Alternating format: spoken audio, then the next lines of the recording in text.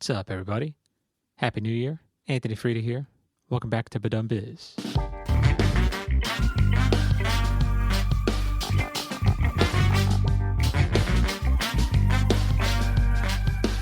All right, today on the show, we have a fantastic guest. His name is Pat Van Dyke. Pat is an amazing drummer, multi-instrumentalist, producer, composer. And you'll hear me on the episode. I was stunned listening to his material, to his music. Incredible music. The guy has an impressive career too. It was awesome to talk to him. I would say if you have career aspirations in music, listen to this episode. This is fantastic. He gave some great details. We had a great conversation. Incredibly nice guy. Do yourself a favor. Go find his music. Go on his Spotify, his Bandcamp. Go check him out on Instagram. All right, good way to start off 2021. So please enjoy the episode.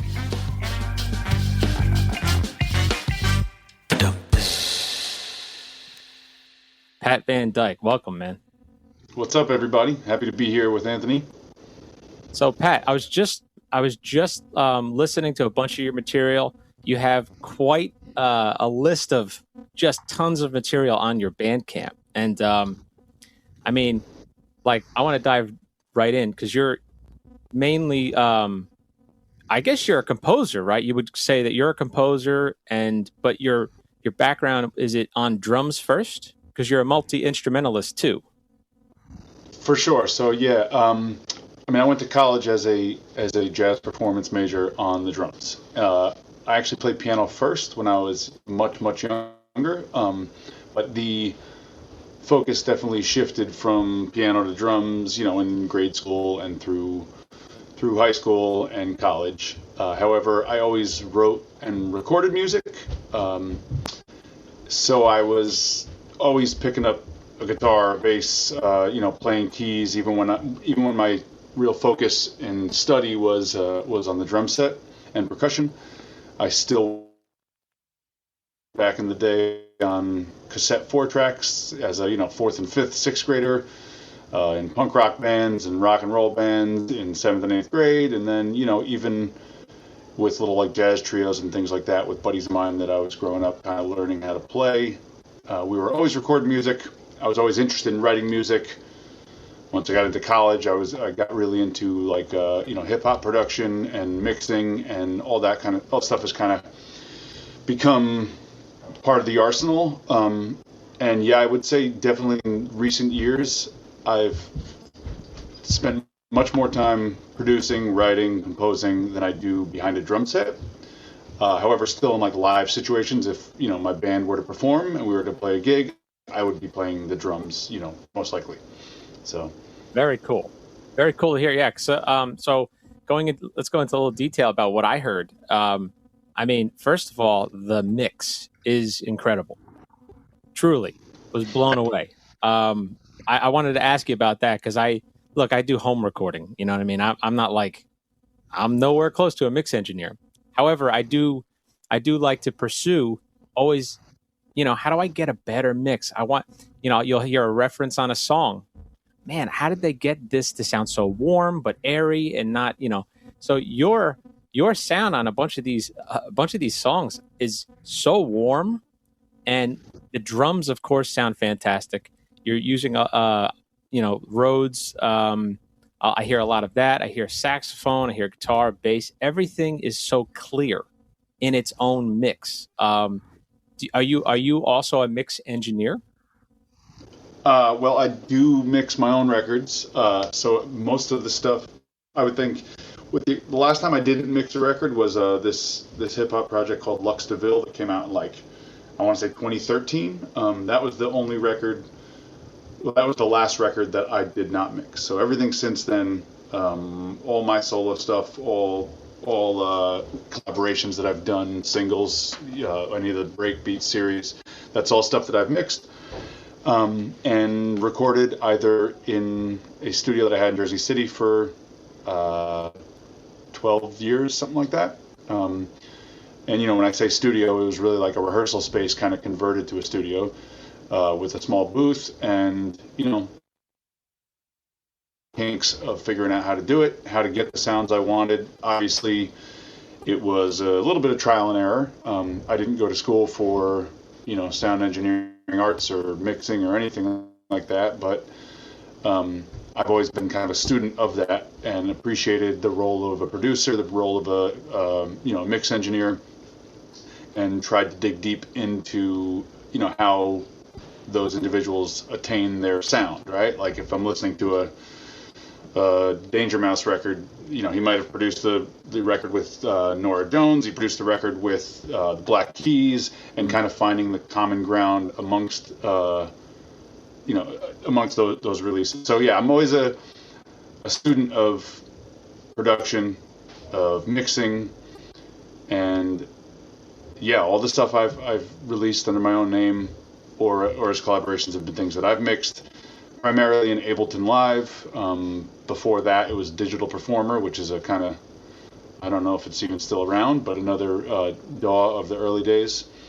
And more recently, I've been doing some recording and mixing on a Tascam 388, which is a 8-track quarter-inch tape machine that my buddy Zach kind of gave me about 2 years ago. So more recent stuff I've been recording on there, which can definitely be responsible for some of those warmer analog sounds you'll hear. Oftentimes I record the rhythm tracks, bass, drums, keys, guitar there, and then, or on the tape machine, and then dump it into the computer for, being able to automate things, and really the efficiency for me is a little better on the computer.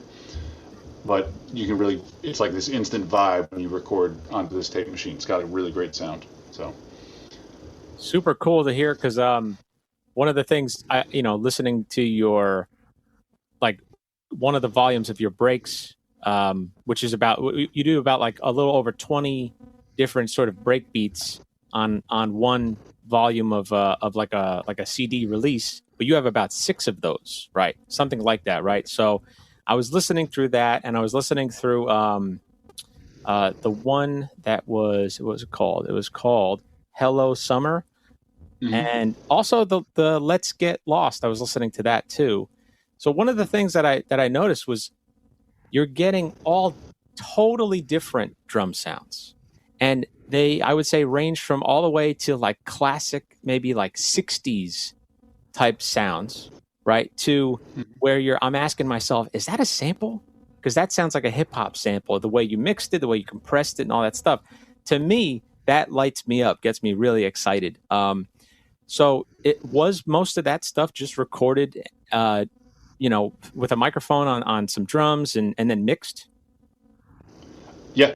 I want to say, all of it, of the things you just mentioned. Yeah, all of it. So the PVD Break series basically started as me trying to learn how to mix drums. And I mentioned, I was always into producing on an MPC 2000, on a Korg Triton, on a TS10, more from a beat maker standpoint, and sampling drums and things like that. So, and all the references you mentioned, 60s Stax records, Al Jackson, stuff like that, those are all the drum sounds that I really wanted to be able to recreate. And I've always kind of worked on a relatively, not about a budget, but I said, I was going to say minimal budget, but it's not that. It's just more that I'll work with what I have. If I have an SM57 and a D6 kick drum mic and a relatively inexpensive condenser that I can use as an overhead, I'll start there and kind of figure out how I can attain the mix that I want using what I have, as opposed to just I need this plugin, or I need this mic to make it happen. So, but that definitely, what you said about it sounding is this a sample, or is this a break that was taken from another record, is definitely a conscious thing that I'm trying to attain with the way I'm mixing it and the way I'm recording it, or maybe the mic placement or things of that nature. But you can see behind me this drum set. It's the last 2 or 3 breakbeat series I recorded in my basement with very minimal mics, and it was all in one room. Some of the older stuff was in different studios, different drum kits, things like that. Occasionally there'll be different drum kits, but it's all really DIY in the sense that I'm doing it here, I'm doing it with what I have, and then kind of using my creativity in the mix process to create to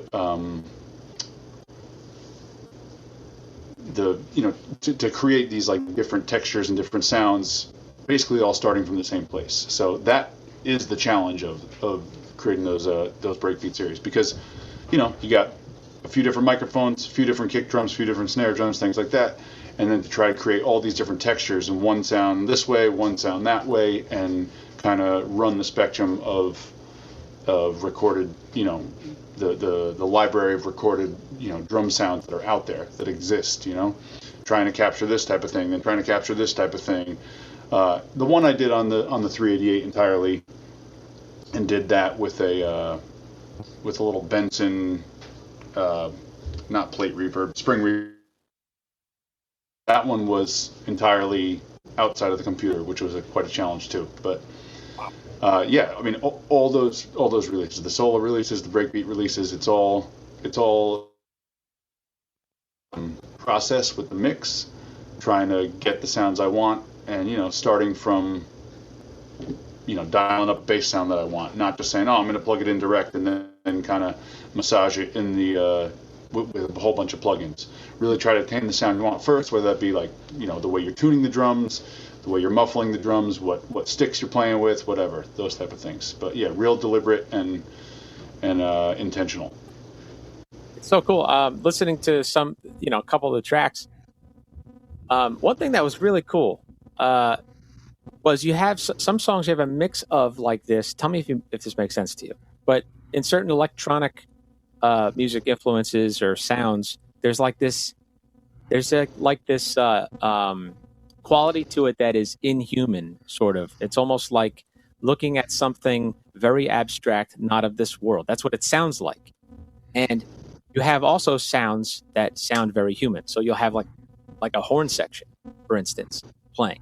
And sometimes your drums sound more organic acoustic drums. Sometimes they sound more hip-hop, electronic, sampled, right? And the mix of all of those types of those elements, it kind of, it's weird. It weirdly grounds you sometimes with those human sounds while also taking you on a trip somewhere in the universe with those extraterrestrial sounds, sort of. I like that a lot. It kind of reminds me of like that, if you know this word umami, it's like the flavor spectrum when eating food. It kind of, there's so many things to taste, basically, when I'm listening. So super cool, man.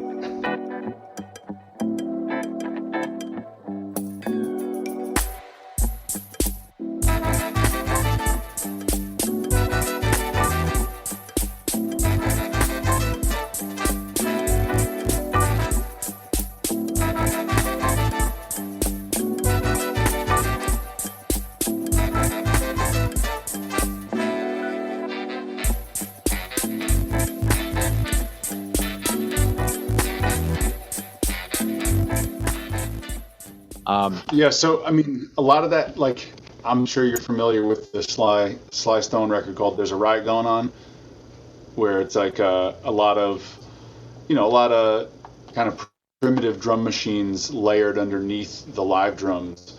So that's kind of like something that's definitely a big inspiration for that process for me. It's like I'll oftentimes, the drums might be the last thing I'm recording. I might be tracking everything to I have this old vintage drum machine called an Ace Tone, Rhythm Ace, and it's like it's the company that eventually became Roland. I also have this old Hammond Cadet organ, which has a small little drum machine. It was meant for people to play solo on, but it's got this really rinky-dink old vintage sounding drum machine where I might track everything to that and then layer the live drums on top at the end. Maybe eventually get rid of the program drums or the drum machine loops. But yeah, kind of combining those or straddling the fence of electronic stuff or sampled stuff or hip hop stuff versus more acoustic or organic approach to like to playing. And I think a lot of that also comes from the fact that like the last 2 or 3 records have not been like band performances, whereas the first, my first 2 solo records, Technicolor Hi-Fi and Right on Time, I tracked things in my studio. I was playing drums. There was a bass player, and there was a keyboard player, and then I'd kind of take it from there and then really produce it and do a bunch of overdubs, and I'd play guitar and add synth parts and percussion parts. But the fact that since those 2 records, everything's basically been me, with the exception of like there might be a soloist here or there, or I'll write horn parts and have a horn player or a horn section come in.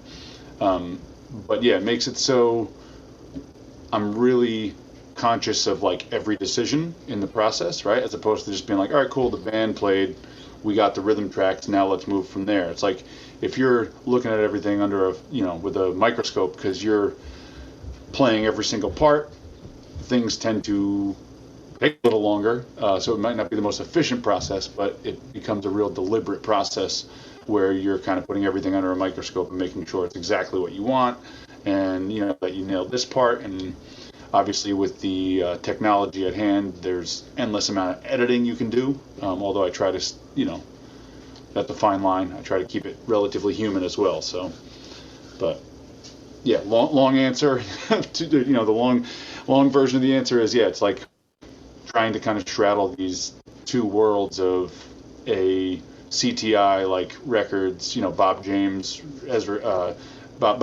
or Eric Gale release with a 90s like production. Those kind of 2 worlds and 2 influences I've always had. Well, I think it sounds like you were successful. Really cool, man, to listen to. I was going to ask you, so, you're clearly knowledgeable in when I'm listening to your chord progressions, and then I'm reading that, you played bass on this too. You also played a little, organ or whatever, keyboard. And I guess, did those piano lessons you took as a kid, did that sort of inform all of that knowledge of chord progressions, theory, all that stuff? Did that sort of make that all language to you? Absolutely. I mean, so yes, having the foundation of, not starting on the drums, starting on an instrument where, there's pitches and harmony. Not that there are pitches and harmony on the drum set as well, but, more defined pitches and, being able to play chord changes and things like that on the piano definitely helped. The fact that I was always writing music, like even when I was playing in these punk rock bands in 7th, 8th, and 9th grade, it was like I was playing the drums during the shows, but I was picking up a guitar and writing riffs or writing lyrics or having ideas for the arrangement. And then once I got to college, again, I was a jazz performance major on drums, but you had to take like functional piano 1 and 2, and then jazz piano, I think 1 and 2, maybe even 3 and 4, I can't recall. But learning jazz voicings that work well on the piano, and kind of every time I'd get a little bit of information, I'd take it and try to run with it and do as much as I could. So I'd learn something in this functional jazz piano class and then go back to my dorm room and make a beat with these chord changes, right? Or I'd learn a Stevie Wonder song and then, kind of incorporate those type of things. But really a lot of it has been like, trial and error and just figuring out what works and what doesn't work. And, pushing yourself to get outside of your comfort zone. Because I find myself like, okay, I wrote this song and then I realized it's like, I think I might have already wrote this song already, right? It's like because my harmonic knowledge was relatively limited at first, it made it so I was constantly going in the same places, using the same type of resolutions, using the same type of forms. So, saying, all right, I'm going to learn this song today. I'm going to learn a different jazz tune. I'm going to learn a different R&B song. I'm going to learn this, and I'm going to kind of then transpose it, figure out what's happening harmonically. But yeah, all of it's just kind of been a work in progress as it goes, as I do it, and just embracing the process. Trying to get better at keys. In recent 5 or 6 years, I've definitely made an effort to try to get better at the guitar, and the bass, and with those improvements, I was able to not hire a bass player anymore, and play bass on my own records and things like that. And then, guitar and the list goes on. I haven't yet quite picked up, string instruments or horns or brass, but I got enough friends that I can call and tell them what I want and throw them a few bucks and they help me out. So that's always good.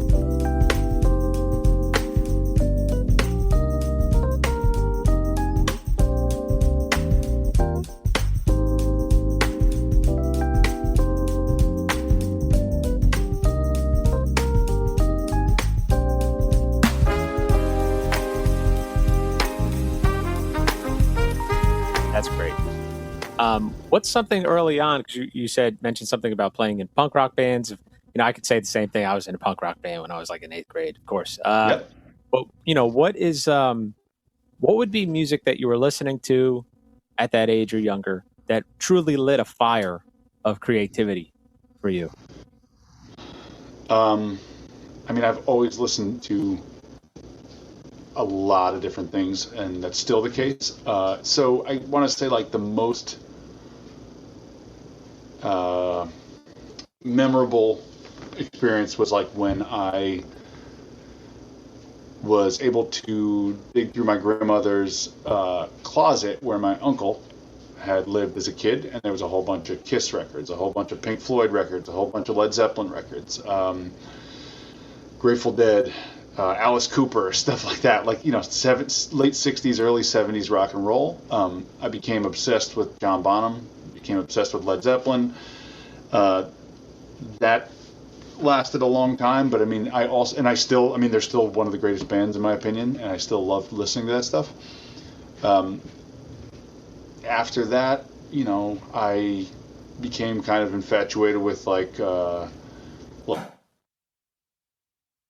bands of the time were like NoFX, Lagwagon. Wow, yeah. Fat Records was the name of the label. They still exist. These guys are probably in their 50s and they're still playing the same songs and still releasing music, and I think it's great. Can't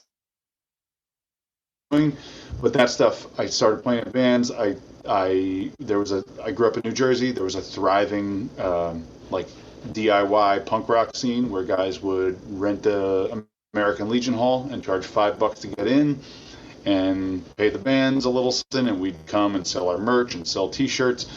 And I did a lot of that from the time I was like 9th grade through probably sophomore or junior. Some of those bands have gone on to do members of those bands have gone on to do really successful things in that world. I kind of switched directions, became more interested in bettering my craft on the drums by learning, by studying jazz. And then, all that stuff, Philly Joe Jones, Tony Williams, Art Blakey, all the Elvin Jones, all the legendary great drummers of that genre. Again, then went to William Patterson as a jazz studies major. Really, really dove into all that stuff, all the jazz greats. But then kind of simultaneously, I'd always loved hip hop. Had always kind of grown up on first CD I owned was I think I bought Enter the 36 Chambers and The Score by the Fugees and Wu-Tang Clan. That was the first time, that was probably that was 94, so probably 7th or 8th grade for me. So it was kind of like these, two worlds kind of developing at the same time, where I'm listening to, jazz stuff, really studying the art form, and then also currently listening to, new music that's coming out in the hip hop world.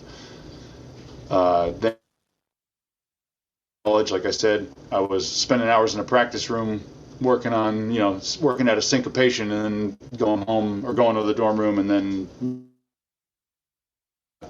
so it's always kind of been these pursuing both at the same time. And it wasn't really until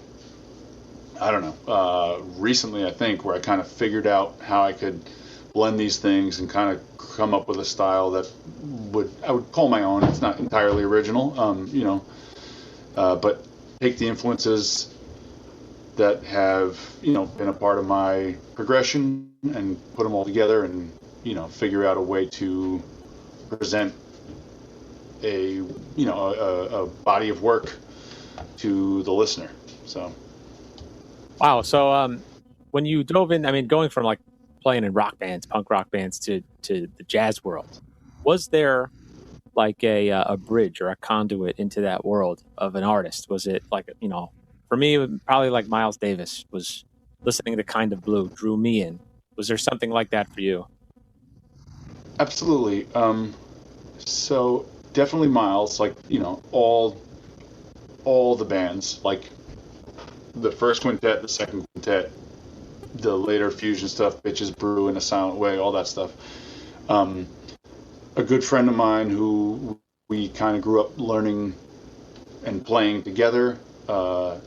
Eventually going to school together. He's played on a bunch of my records. His name is Rich Polachek. He's a trumpet player. I know Rich, actually. I've played You do? Cool. a few times Oh, with him. yeah. Rich is the man.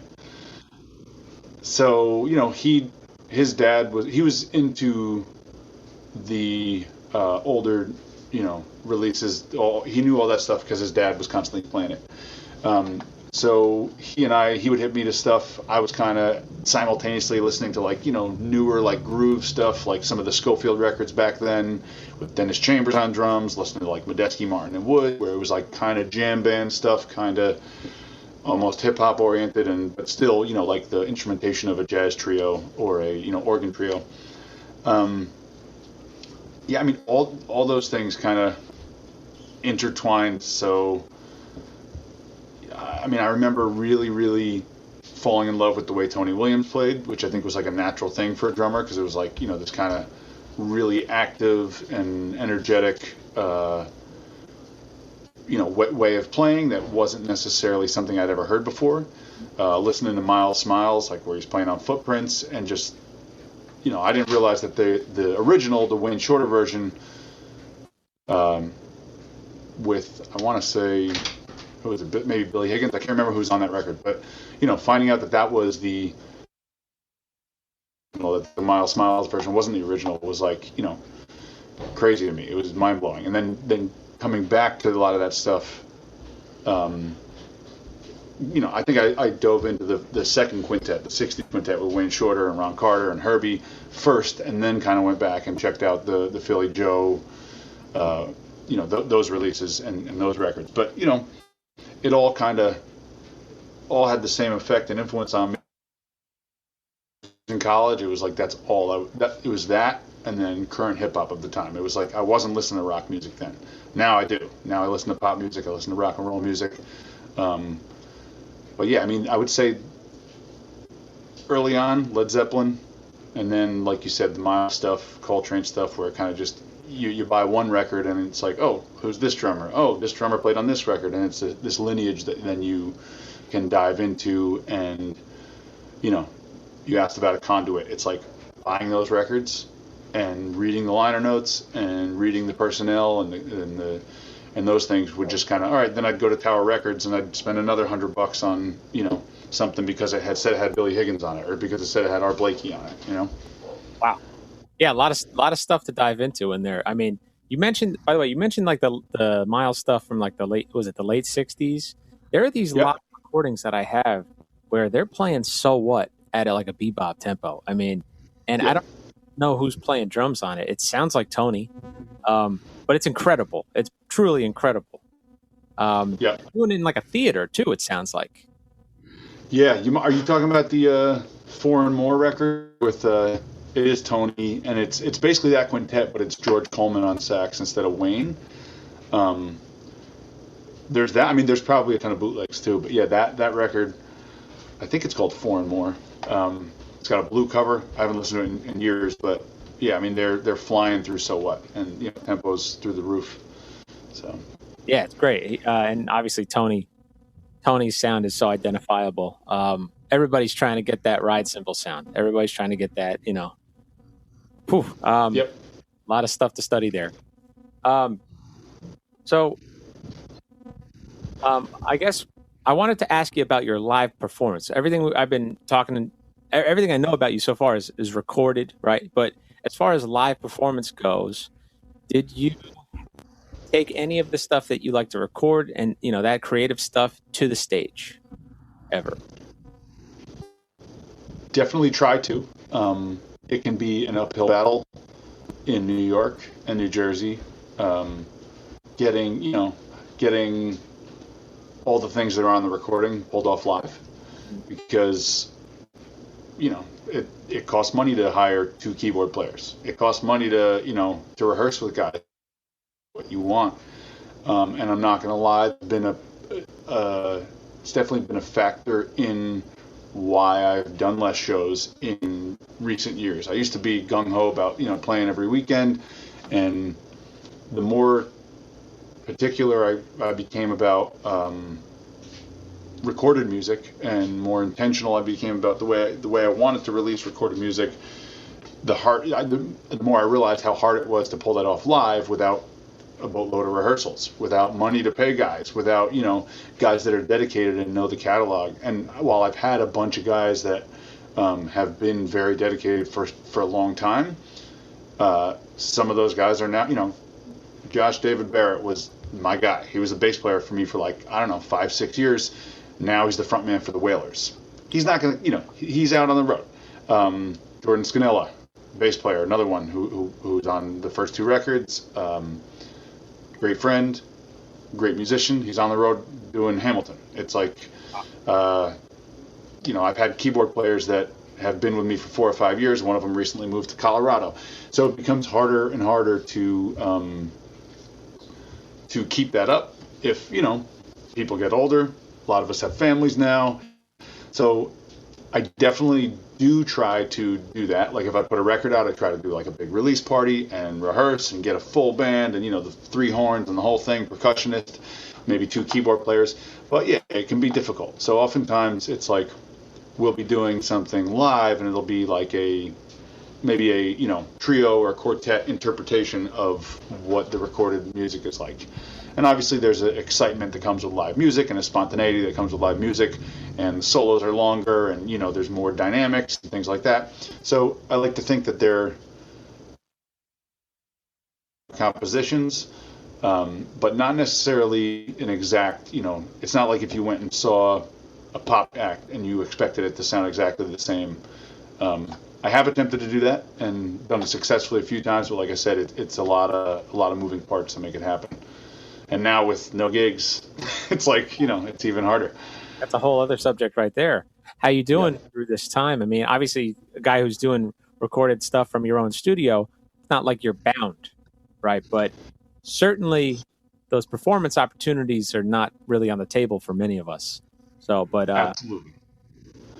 A few years ago, I definitely made a conscious decision to try. Well, I've always been trying to get my foot in the door with licensing and syncing music for film and writing for ads and things like that, and writing for production libraries.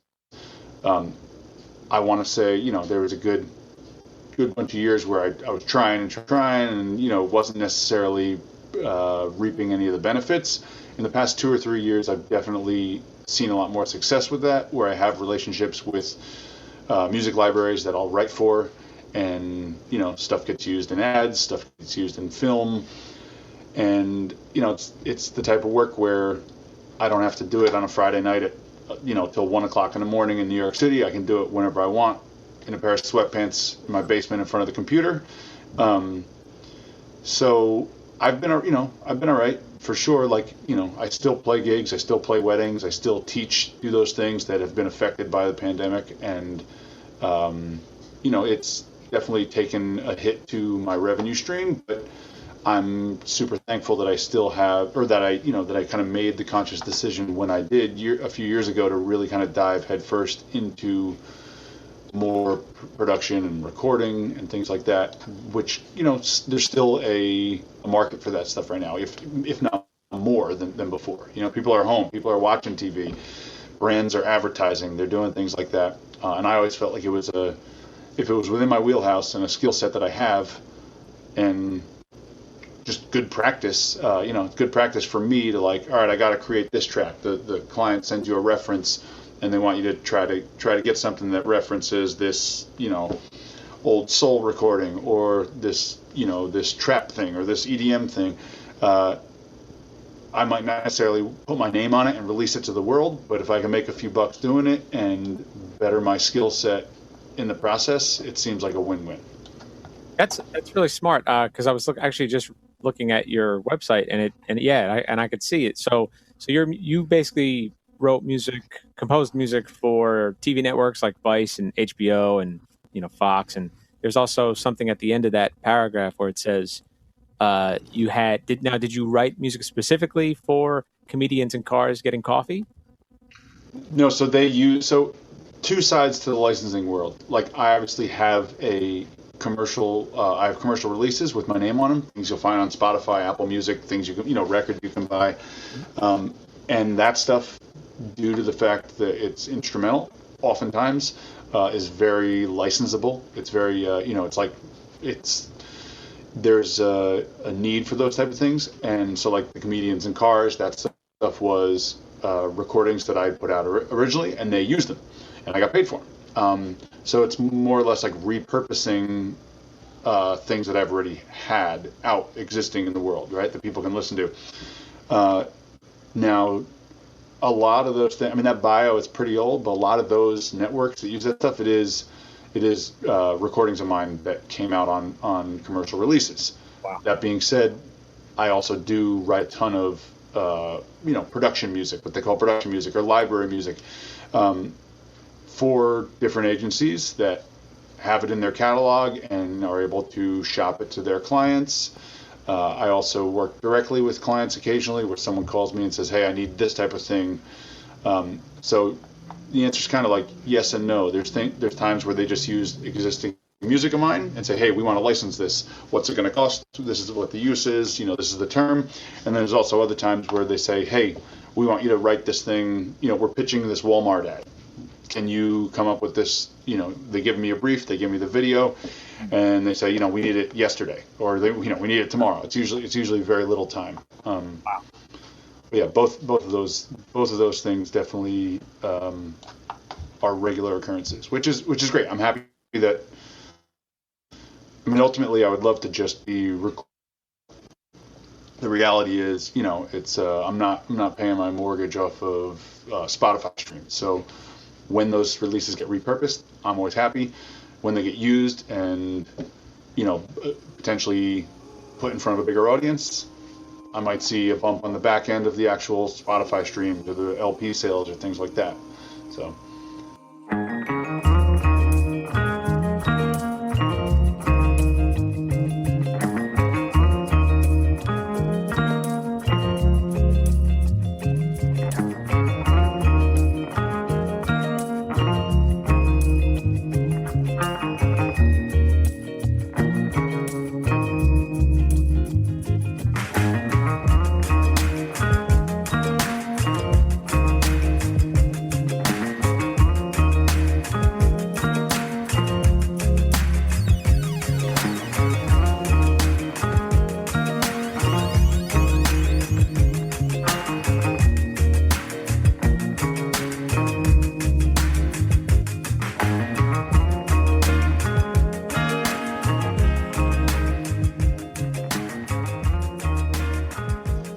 That's cool. So what you were talking about before, you get hired basically to reverse engineer. I guess that's a good word. Reverse engineer a sound.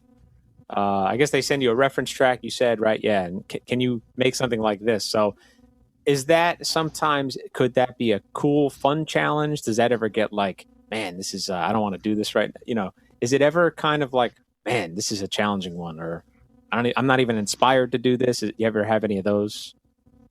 Absolutely. Yeah. Luckily, most of the people I work with kind of know. They'll hit me up for things that they think I'm going to be good at, right? So they're not going to hit me up like a lot of these agencies or these music libraries have guys like me. They have composers. They have people that can write and produce and record on their own and stick to a deadline. But they got their EDM guy, they got their hip hop guy, they got their, they got their different guys, and they'll usually hit me up about the things that they know are something that I'm going to hopefully knock out of the park. Regardless, I still try to, if there was something that was going to be a laborious task that I was not interested in doing, I would have no qualms about saying, "Nah, sorry, I don't have the time. I got other things on a deadline. Thanks for the offer." Um, but I mean, that being said, if I'm going to spend time on something, I'm still going to try to make it cool either way. It's like, so if I'm going to work on something and give it to a company to pitch to somebody, then I've got to, and it doesn't get chosen, right? I don't get the placement. Then I still have it, and I might do something with it. Maybe I'll send it to a singer or an MC, and we'll release it as a song or a single. Maybe I'll use it for a different ad that comes up later on.